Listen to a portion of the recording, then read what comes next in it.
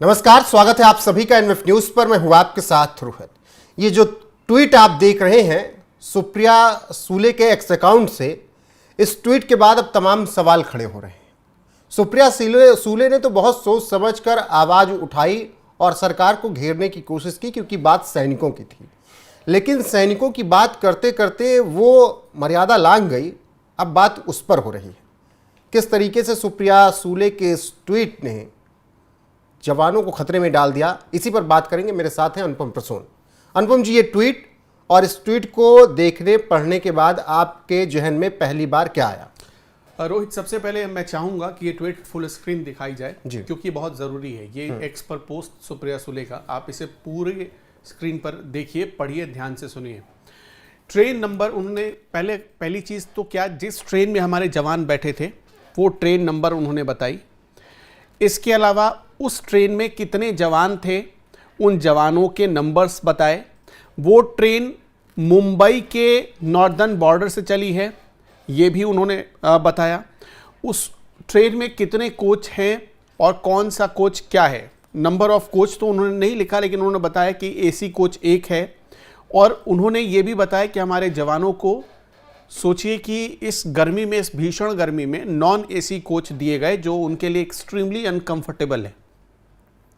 देखिए, जवानों के मुद्दे पर जब कोई सवाल उठाता है तो ये बुराई नहीं है, लेकिन सुप्रिया सूले एक सांसद होकर ये भूल गई कि ट्रूप्स के मूवमेंट हमेशा क्लासिफाइड होते हैं। क्लासिफाइड जब हम ये कहते हैं तो इसका मतलब होता है कि बहुत गोपनीय होते हैं और उनके बारे में किसी को हम नहीं बताएंगे। ये हम पूरी जिम्मेदारी और निष्ठा के साथ हम शपथ भी लेते हैं। यहां पर सुप्रिया सूले ने उस चीज को मिस कर दिया, या यूं कह लीजिए कि वो जानती थी इस बात को, इसके बावजूद उन्होंने ये पोस्ट किया। अब देखिए, इस पोस्ट को जब आप पढ़ेंगे तो इसमें दो आपको चीजें नजर आती हैं, दो बातें नजर आती हैं। पहला ये कि इन जवानों के बहाने वो मोदी सरकार पर निशाना साधना चाहती हैं सुप्रिया सूले। वो विपक्ष में एक पार्टी है एनसीपी, शरद पवार उसकी सदस्य हैं। एनसीपी की जो मुखिया हैं शरद पवार, और उनकी वो पुत्री हैं। और उनका जो धर्म बनता है कि जो पक्ष में है, सत्ता पक्ष में है, उसके खिलाफ आवाज उठाओ, वो धर्म को निभा रही हैं। लेकिन इस धर्म को निभाते निभाते वो ये भूल गई कि वो जो करने जा रही हैं उससे जवानों को बहुत नुकसान पहुंच सकता है। और एक दो जवान नहीं, जवान कितने, 700 जवान उस ट्रेन में मौजूद हैं, और ये पूरी जानकारी वो लीक की जा रही। इसके अलावा आगे जब आप पढ़ेंगे तो सिर्फ जानकारी लीक करने के अलावा ट्रेन का मूवमेंट भी बता रही हैं। वो उन्होंने बताया है कि मुंबई से नॉर्दर्न बॉर्डर की तरफ जा रही है, यानी नॉर्थ ईस्ट की तरफ, नॉर्थ की तरफ जा रही है ट्रेन।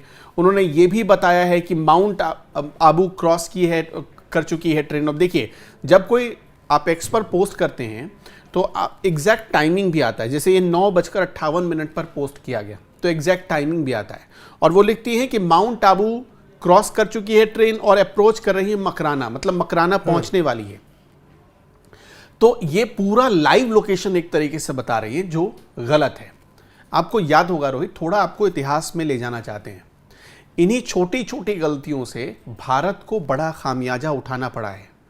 आज अगर हम ये कह रहे हैं कि ये क्लासिफाइड चीजें क्यों बता रही हैं सुप्रिया सूले, तो इसके पीछे हमारा जो हमने खतरा महसूस किया है, वो खतरा क्या था आपको पता है? एक भारत में ऐसे प्रधानमंत्री हुए जिन्होंने रॉ की जानकारी लीक कर दी।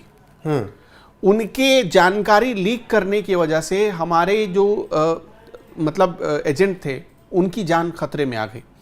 कहा जाता है, मैं नाम भी बता देता हूं, IK गुजराल साहब के बारे में ये कहा जाता है कि उनकी वजह से पाकिस्तान को हमारे रॉ एजेंट्स के लोकेशन की जानकारी मिली, और उससे बहुत बड़ा खतरा। मोरारजी देसाई के बारे में इसी तरह कहा जाता है। तो ये कुछ ऐसे लोग हैं जिनकी गलतियों का खामियाजा हम पहले भुगत चुके हैं। और आपको एक बात जानकर बहुत हैरत होगी कि मोरारजी देसाई के टाइम में क्या हुआ था, आपको पता है? पाकिस्तान के जो नेता थे, प्रधानमंत्री थे, और जो मोरारजी देसाई थे, दोनों के बीच मित्रता थी। और मित्रवत व्यवहार में बताई गई जानकारी पाकिस्तान ने सीरियसली ले लिया और उसने सब कुछ कर दिया। वो परमाणु परीक्षण से जुड़ा हुआ बात था। बिल्कुल वही हम बात कर रहे हैं कि अगर 700 जवानों का मामला था तो उस मुद्दे को उठाया जाना चाहिए था, लेकिन इसमें एक और ये चीज़ निकल कर आ रही है कि पूरी तरीके से जो पंक्चुअलिटी होती है, जो डिसिप्लिन होता है, वो पूरी तरीके से लागू होता है आर्मी में, इसमें कोई भी दो राय नहीं है। क्या डिसिप्लिन से भी जुड़ा कुछ मामला था? अगर एसी से जुड़ा मामला बताया जा रहा है कि उन्हें कोच नहीं मिला तो? देखिए, सेना में हायरार्की का बहुत ख्याल रखा जाता है। मतलब जैसे जैसे रैंक बड़ा होता है, आपको उस रैंक के हिसाब से सुविधाएं दी जाती हैं। एक आर्मी के जवान को, अगर आपके घर में कोई आर्मी का जवान होगा तो उसको एक पास मिलता है, और उस पास में कुछ लिमिटेशंस होती हैं, और धीरे धीरे जैसे जैसे रैंक बढ़ता चला जाता है वो लिमिटेशंस कम होती चली जाती है। मतलब उससे क्या होता है कि सुविधाओं में बढ़ोतरी होती चली जाती है। अब इसमें भारत सरकार की नीयत पर सवाल खड़ा करना मुझे लगता है कि थोड़ी बेईमानी है। इसे ऐसे समझिए कि आपने देखा होगा, हाल ही में बीएसएफ के जवानों को एक ट्रेन ले जा रही थी जिसमें 18 बोगियां लगा दी गई, और जैसे ये खबर रेल मंत्रालय को लगी, पहुंची, आपको पता है ना कि अधिकारियों के खिलाफ कार्रवाई हुई। ये अभी का मामला है, 1 हफ्ते पुराना मामला है ये। और जब ऐसे मामलों में रेलवे के लोग, रेल मंत्रालय कार्रवाई कर सकता है, तो आप कैसे ये समझ सकते हैं कि इस मामले में रेल मंत्रालय कुछ नहीं सोचेगा?